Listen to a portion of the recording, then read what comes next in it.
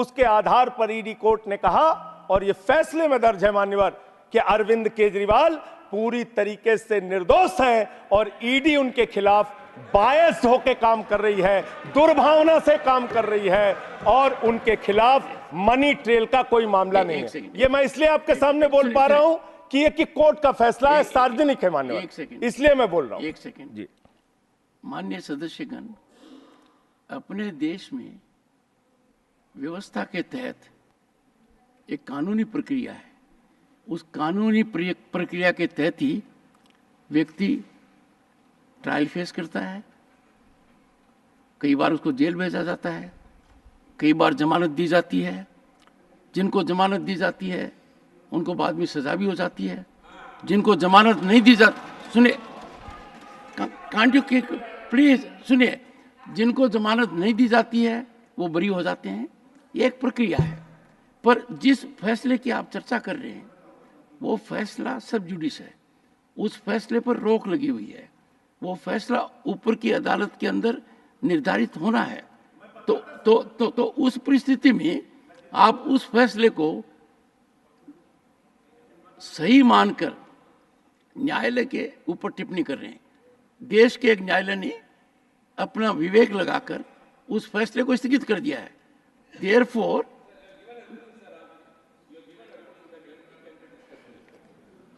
okay, let me one second. Let me. Mr. Tiruchi Siva is a very experienced member of this house. He has made things lighter now. He thinks I can say everything and anything myself, or you can say it. Nahi Tiruchi ji, no, Mr. Tiruchi Siva. Everything spoken in this house has to be sanctified. Sacred facts. This house cannot be, I said, a ground for free fall of information. If suppose someone wants to level an allegation against Mr. Sanjay Raut, his reputation is at stake. He has earned reputation in public life. I cannot allow that member unless he satisfies me it is sanctified.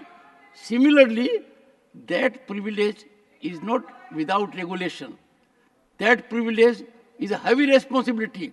As a matter of fact, Constitution has given that privilege to us, that whatever we speak in this house, the public at large cannot bring criminal case against us, cannot bring civil case against us. That protection is given, but that protection is given to me also, that I must protect 140 crore people.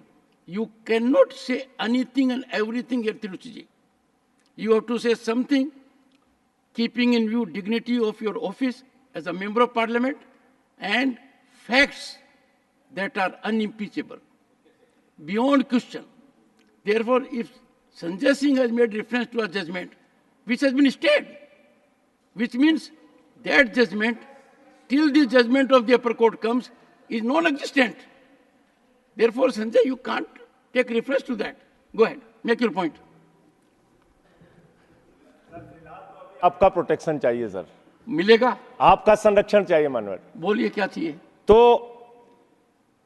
आपने बिल्कुल ठीक कहा मान्यवर, वो मामला high court से stay हो गया। मैं मानता हूं, मैं अगली बात यही कहने जा रहा था, लेकिन वो स्टे किन परिस्थितियों में हुआ मान्यवर?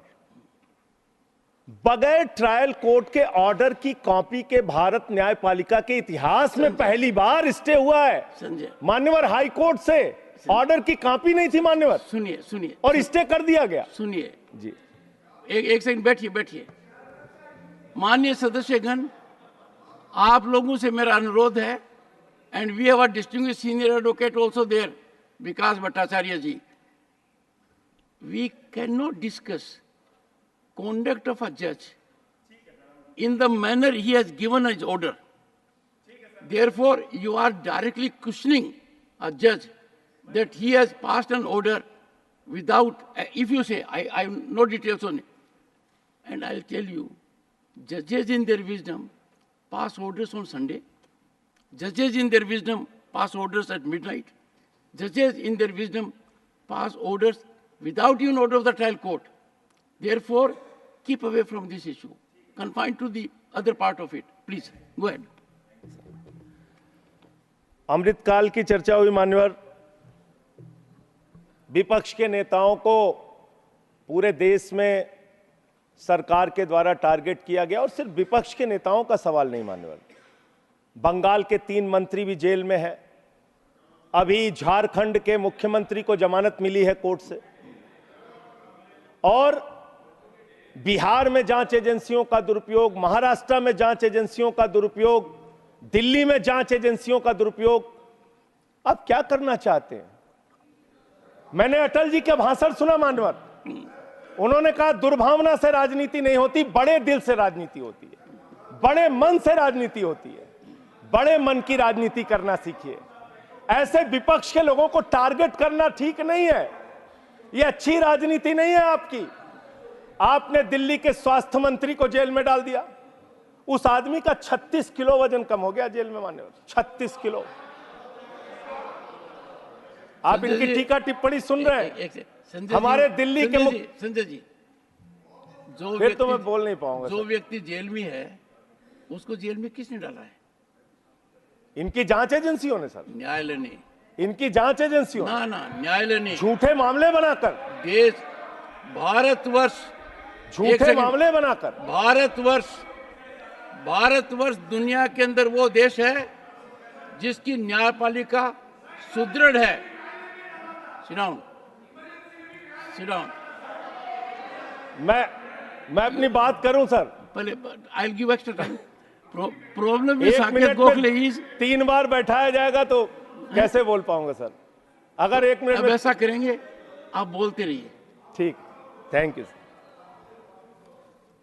मान्यवर, मैं सिर्फ इतना कहना चाहता हूं, दुर्भावना की राजनीति बंद कीजिए। अगर आपको भारत के लोकतंत्र को मजबूत बनाना है, भारत के संविधान को मजबूत बनाना है, तो सत्ता पक्ष का भी महत्व है, प्रतिपक्ष का भी महत्व है। प्रतिपक्ष को खत्म करके, विपक्ष को खत्म करके, नेताओं को जेल में डालकर आपको कोई लाभ होने वाला नहीं है। और पता नहीं कौन आपको सलाह देता है, किस गलतफहमी में आप लोग रहते हैं। मैं आपके लिए भी कह रहा हूं और इधर जो बैठे हैं उनके लिए भी कह रहा हूं, जब जो पार्टी सत्ता में रहेगी, अगर विपक्ष के लोगों को जेल में डालेगी, उस पार्टी का सत्यानाश होगा। अपने नेताओं को बता देना।